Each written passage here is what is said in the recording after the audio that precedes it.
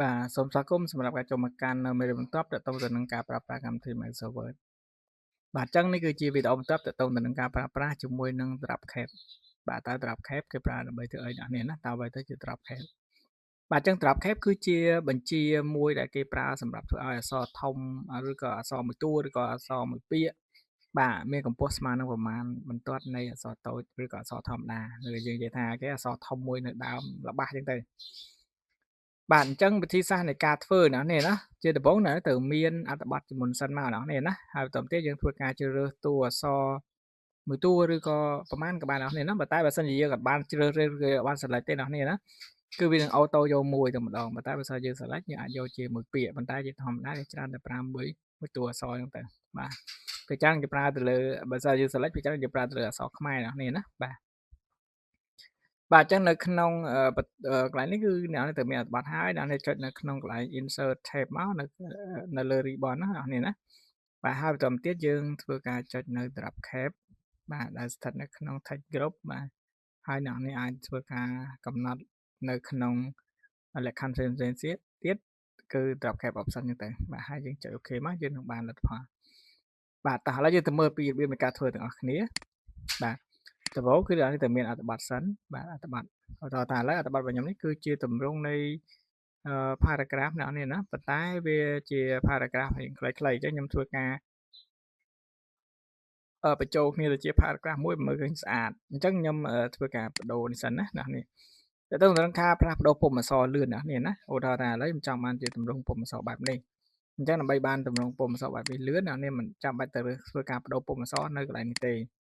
បាទចឹងអ្នកនេះគ្រាន់តែយកម៉ៅឬក៏គេថា active cell សំដៅinsertion point របស់យើងឬគេថា cursor អ្នកនេះណាដាក់នៅកន្លែងពុម្ពអក្សរណាមួយយើងចង់បានមក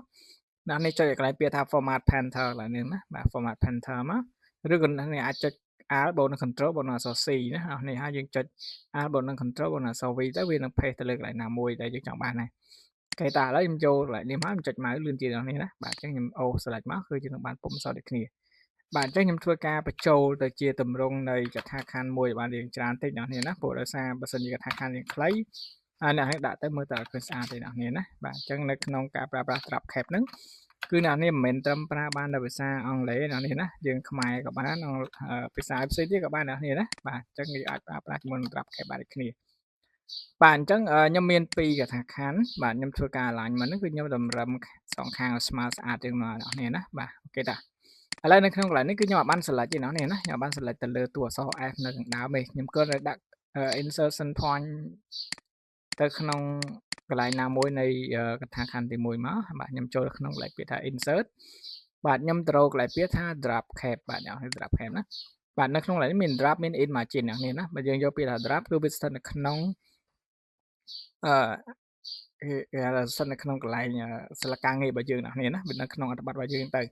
ប៉ុន្តែបើសិនយើងយកកន្លែងពាក្យថា in margin គឺវានឹងស្ថិតនៅខាងក្រៅឬក៏នៅក្នុងនៃ margin វិញអ្នកនេះណានៅក្នុងនៃ margin វិញ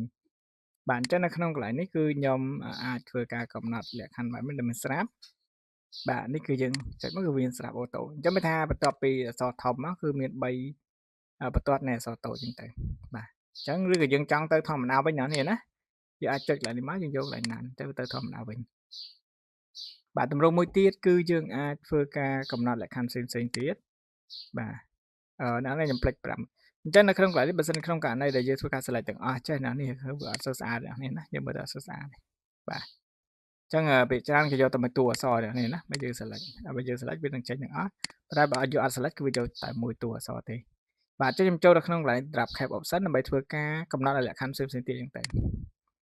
បាទយើងមានដូចគ្នានឹងក្រៅមាន drop មាន in margin ដូចគ្នាអូខេអញ្ចឹងនៅក្នុងកន្លែងនេះខ្ញុំយកជា drop បាទ font អ្នកនេះអាចធ្វើការផ្លាស់ប្ដូរពុម្ពអក្សរផ្សេងទៀតក្រៅពីពុម្ពអក្សរហ្នឹងឧទាហរណ៍ថាឥឡូវខ្ញុំយកទៅTime New Roman បាទ Time New Roman អក្សរ T ណានេះណាអក្សរ T បាទ Time New Roman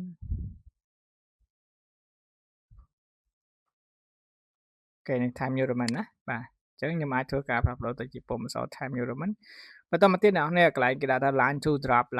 នោះមានន័យថាបន្ទាប់ពីអក្សរធំមាន3បន្ទាត់ដែលខ្ញុំបានបង្ហាញមិញអ្នកនេះណាបាទអញ្ចឹងឧទាហរណ៍ថាឥឡូវខ្ញុំដាក់5អញ្ចឹងមានថាវានឹងធ្វើការ increase size ទៅលើ drop ហ្នឹងទៅលើអក្សរធំមួយហ្នឹងហើយវានឹងធ្វើការបង្កើតឲ្យបាន5បន្ទាត់ ពីតួអក្សរធំមកបាទមួយទៀតតកតងទៅនឹង line from សំដៅ distance from text នេះណា distance from text នេះមានន័យថា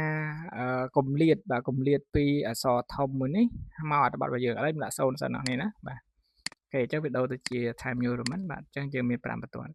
ចឹងអ្នកនេះមើលគម្លាតរបស់វាមិនដែរវាអង្គានអានេះអង្គានអញ្ចឹងឧទាហរណ៍ថាឥឡូវខ្ញុំចង់ដកឃ្លាឆ្ងាយតិចណានេះណាយើងអាចធ្វើការសេរីគម្លាតបានតែប្រឡោះនេះទេអ្នកនេះណាខាងក្រៅអត់បានទេអ្នកនេះបាទអញ្ចឹងខ្ញុំទៅកន្លែងនេះមកខ្ញុំយកកន្លែង drop cap percent មកខ្ញុំដាក់ថា distance from text នេះខ្ញុំយកត្រឹមតែ 0.5 ឧទាហរណ៍ 0.5 សង់ទីម៉ែត្រអ្នកនេះណាបាទជើងមើលទៅគឺប្រវែងនេះបាទ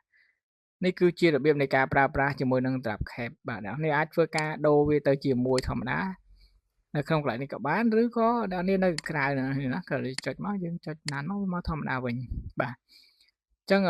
តើតើទៅនឹងការប្រើប្រាស់ drop cap option បាទយើងមានប៉ុណ្ណឹងអ្នកនេះណាបាទជួបគ្នានៅវីដេអូបន្ទាប់សូមជួយចុច subscribe និងរូបកណ្ដឹងដើម្បីទទួលបាននូវវីដេអូបន្ទាប់សូមអរគុណសូមជម្រាបលា